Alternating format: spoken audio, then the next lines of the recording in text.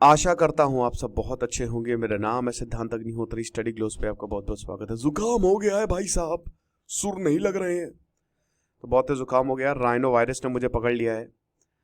तो बात करेंगे 13 अगस्त के करंट अफेयर्स। याद रखिएगा कि जिस तरीके से हम करंट अफेयर्स बता रहे हैं, इन करंट अफेयर्स को 4 टॉपिक्स को आज हम देखेंगे।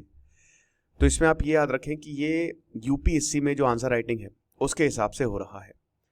साथ ही साथ हम बात करेंगे दोस्तों हमारे फाउंडेशन कोर्स, हमारे क्योंकि जो लक्ष्य बैच हमने चलाया है 10,000 रुपये का 1 साल का भी answer writing UPSC CSC answer writing जो कोर्स चल रहा है, 10,000 एमसीक्यू का जो कोर्स हमने चलाया है, ये आपको बहुत ज़्यादा मदद करेगा। तो फटाक से इन कोर्स को अवेल करें क्योंकि अभी हमारी इंडिपेंडेंस डे सेल चल रही है। पर्सनैलिटी डेवलपमेंट और जितने भी नॉन अकेडमिक कोर्सेज उसमें भी आपको अच्छी खासी छूट मिलेगी। तो आज़ादी कूपन कोड यूज़ करें। तो सबसे पहले तो वुमेन इन पुलिस की बात करेंगे। बहुत ज़्यादा ज़रूरी है कि जो औरतें हैं वो पुलिस में आएँ। अभी एक स्टेट सब्जेक्ट है, आपको पता है कि पुलिस राज्यों के पास रहती है। List 2 of the 7th schedule of the constitution. तो स्टेट और यूनियन टेरिटरी की रिस्पॉन्सिबिलिटी है कि पुलिस में जितना हो सके औरतों का योगदान हो। मिनिस्ट्री ऑफ होम अफेयर्स ने कुछ एडवाइजरी इशू की है स्टेट और यूनियन टेरिटरीज को, ठीक है ना, कि आप 33% तक, मतलब टोटल स्ट्रेंथ जो आपकी है उसमें 33% तक आप वुमेन पुलिस ऑफिसर्स को लेके आए। और एडवाइजरी जो है वो 22 सबसे पहले तो 2013 में इशू की गई थी 22 अप्रैल, फिर 21 मई 2014, फिर 2015, 19, 21, 22, 23 और हाल ही में अभी 12 मई को इशू की गई है, 12 मई 2023 को। तो एडवाइजरी इशू की गई थी। अब रिक्रूटमेंट टारगेट्स तो दिए गए हैं कि पोस्ट बनाइए आप वुमेन्स के लिए, कांस्टेबल हो गया, सब इंस्पेक्टर हो गया, जो भी वैकेंट पोजीशन उनको लेके आइए, ताकि हर पुलिस स्टेशन में कम से कम 3 वुमेन सब इंस्पेक्टर और 10 वुमेन कांस्टेबल हो, ठीक है ना। वेलफेयर मेजर्स लेने भी बहुत ज़्यादा ज़रूरी हैं। राज्यों को एडवाइस दी गई है कि जैसे housing, medical facility, separate rest room जो है वो औरतों के लिए दिए जाए क्योंकि बहुत ज़्यादा ज़रूरी रहता है। और फिर उसके बाद पुलिस स्कीम में मॉडर्नाइजेशन। भाई देखिए, इसमें जैसे assistance to states and union territories for modernisation of police scheme, इसमें पुलिस स्टेशन को मॉडर्नाइज जितना ज़्यादा टेक हो सके, अच्छे स्टेशन हो सके, कार से लेकर एवरीथिंग यहाँ पे प्रोवाइड किया जाए। एक तरीके से फाइनेंशियल असिस्टेंस दिया जाए। सेंट्रल गवर्नमेंट, क्योंकि स्टेट सब्जेक्ट है, बट इसमें सेंट्रल गवर्नमेंट जो है वो पैसा देता है ताकि आदमी और औरतों के लिए सेपरेट टॉयलेट फैसिलिटी हो, क्रश फैसिलिटी भी हो। जैसे मान लीजिए कि कोई महिला है, अब उसके छोटा सा बच्चा है, वो कहाँ छोड़ के जाए, तो यहाँ पे बच्चों को क्रश फैसिलिटीज में छोड़ के जा सकते हैं। बाकी इंफ्रास्ट्रक्चर भी जो कि औरतों के लिए बहुत इंपॉर्टेंट है, ठीक है ना। रिक्रूटमेंट डेटा की बात करें तो रिक्रूटमेंट और management of women police personal है वो स्टेट लेवल पे ही मैनेज होता है, राज्य उसको मैनेज करते हैं। BPRND ये डेटा को कंपाइल करती है कि कितनी वुमेन पुलिस पर्सनल जो है वो पूरे राज्यों में और यूनियन टेरिटरीज में है। और अभी जो पिछले 3 साल का डेटा है वो एक एनेक्शन है और सेंट्रली इसको मेंटेन नहीं किया गया है। तो हमको अभी भी यहाँ पे औरतों को जितना ज्यादा हो सके पुलिस में लाने की जरूरत है। क्लीन प्लांट प्रोग्राम इकोनॉमी के लिए सुपर इंपॉर्टेंट और ऑब्जेक्टिव यही है कि यील्ड और प्रोडक्टिविटी हॉर्टिकल्चर क्रॉप्स की बढ़ाई जाए पूरे भारत में। High yielding, high quality, virus free planting material जो है वो किसानों को दिया जाए। तो इसको सबसे पहले फरवरी 2023 में बजट में निर्मला सीतारमण ने अनाउंस किया था। Budget allocation ministry of agriculture जो है उसने 17,500 करोड़ जो है इस प्रोग्राम के लिए एलोकेट किए थे, जो कि MIDH और ADB जो है मिलके आधा 50-50% जो है इन्होंने बोला था कि हम देंगे। कंपोनेंट्स क्या क्या है? सबसे पहले तो पर्पस है, सेंटर जो है उन पे फोकस करेगा कि कौन सी बीमारियां लग जाती है पेड़ पौधों में। मदर प्लांट्स को बढ़ाइए, डोमेस्टिक और इंपोर्टेड प्लांटिंग मटेरियल्स को क्वारंटीन करिए, राइट, और ताकि कमर्शियल प्रोपगेशन हो सके। नर्सरीज को बढ़ाइए, लार्ज स्केल नर्सरीज का एस्टैब्लिशमेंट होना चाहिए ताकि जो प्लांटिंग मतलब मटेरियल हो वो ठीक रहे, राइट। अकाउंटेबिलिटी अगेन सबसे इंपॉर्टेंट भाई यही है कि कोई ना कोई तो अकाउंटेबल रहे ना। तो इसमें जो रेगुलेटरी प्रोसेस उसको इंप्लीमेंट करने की जरूरत है ताकि ट्रेसेबिलिटी और अकाउंटेबिलिटी जो प्लांटिंग मटेरियल है उसमें की जा सके। CPP का बहुत इंपॉर्टेंट रोल है क्योंकि देखिए भारत इस समय फ्रूट्स एंड वेजिटेबल्स हॉर्टिकल्चर में दूसरा सबसे बड़ा प्रोड्यूसर है, लार्जेस्ट प्रोड्यूसर है, ठीक है ना। और प्रोडक्शन पिछले 10 सालों में बढ़ा है। और साथ ही साथ जो एक्सोटिक फ्रूट्स है जैसे एवोकेडोज, ब्लूबेरीज, इसकी डिमांड भी बढ़ी है। तो फॉरेन प्लांटिंग मटेरियल, भाई अब ये बाहर के पेड़ है तो आप भारत में लगाओगे तो इसकी भी बहुत ज़्यादा डिमांड बढ़ी है। तो अब बाहर से प्लांट आसानी से आ जाए तो इम्पोर्ट प्रोसेस भी सही हो। फिर क्वारंटीन इंप्रूवमेंट है भाई। देखिए करंट जो प्रोसेस है, बाहर से आप प्लांट्स को मंगाते हो, अब इसमें 2 साल का क्वारंटीन पीरियड होता है कि आपको बाकी प्लांट से 2 साल दूर रखना है। इसको 6 महीने तक रिड्यूस किया गया है, ठीक है ना, जब से सीपीसी आया है।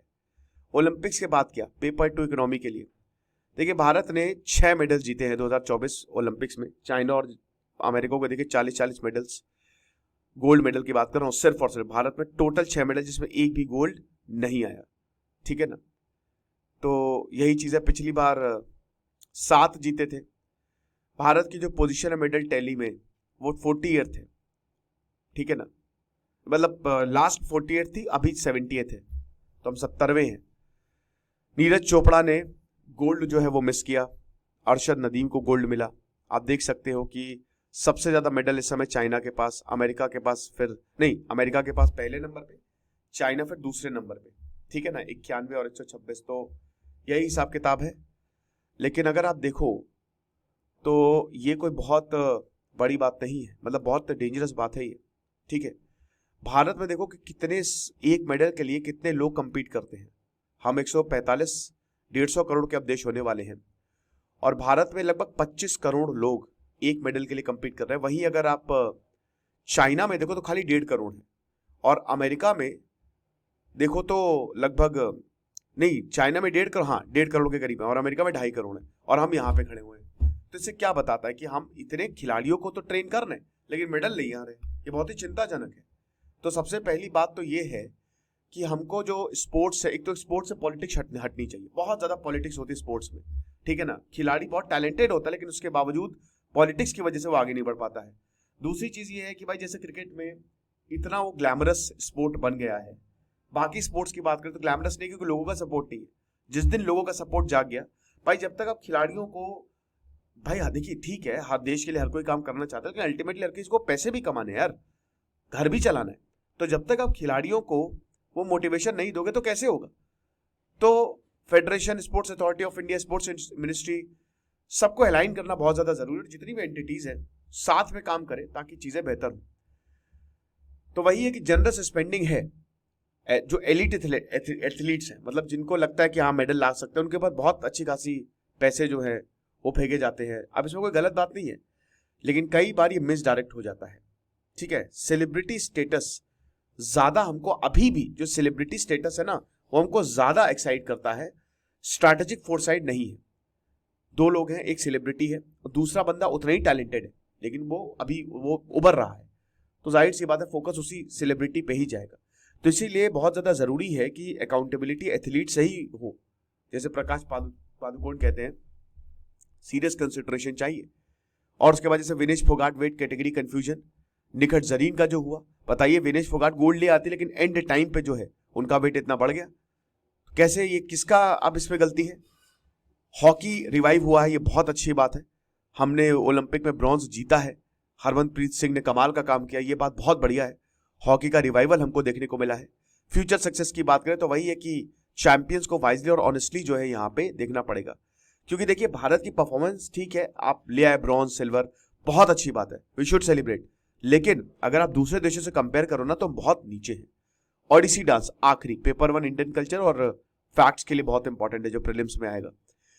तो सबसे पहली बात तो ये है कि सरकार जो है अभी भी एक कॉम्प्रिहेंसिव प्लान उसको डेवलप करना है, ताकि जो गोती पुआ है, ठीक है, सर्वाइवल ऑफ गोती पुआ जो कि ट्रेडिशनल डांस है उड़ीसा का, उसको सर्वाइव करे। क्योंकि सपोर्ट है नहीं, जिसकी वजह से अब डांस कम्युनिटी खत्म होती जा रही है। और जाहिर सी बात है, गुरु सिखाएंगे डांस को, लेकिन पैसा ही नहीं तो कैसे सिखाएगा भाई। पैसा चाहिए, हर किसी को अपना घर चलाना है।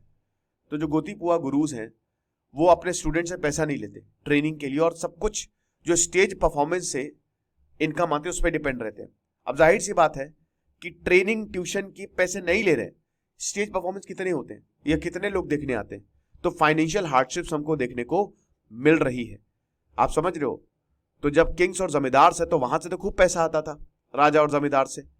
और 20th सेंचुरी ने देखा कि इसको फॉर्मलाइज करना है, जो स्ट्रक्चर ऑफ डांस है इसको भी आगे बढ़ाना है। तो उस समय ओडिसी जो है, जो डिस्टिंक्ट डांस फॉर्म है, उसका जो है वो जन्म हुआ। अब फॉर्मलाइजेशन हुआ, लेकिन फिर कुछ गोतुपुआ डांसर जो हैं वो ओडिसी में गए और ज्यादातर ये शहरों में रहा, प्राइमरीली फीमेल फोकस्ड था, ठीक है ना।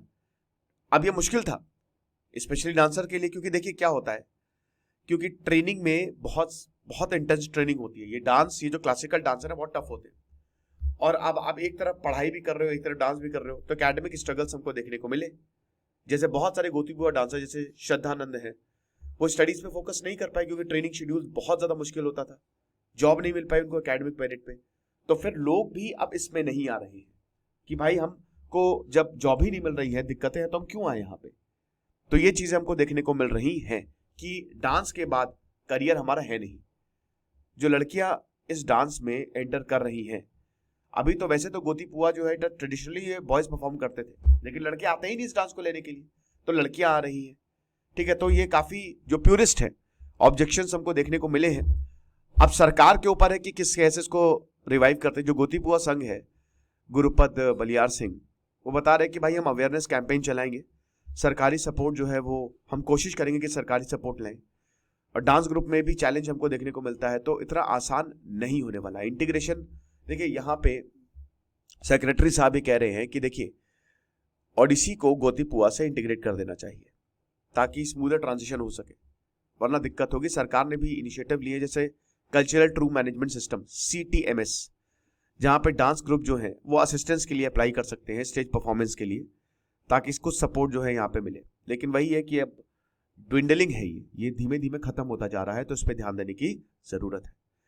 बाकी आप हमारे कोर्स को जरूर अवेल करें, आपको बहुत ज्यादा फायदा होगा। Thank you so much.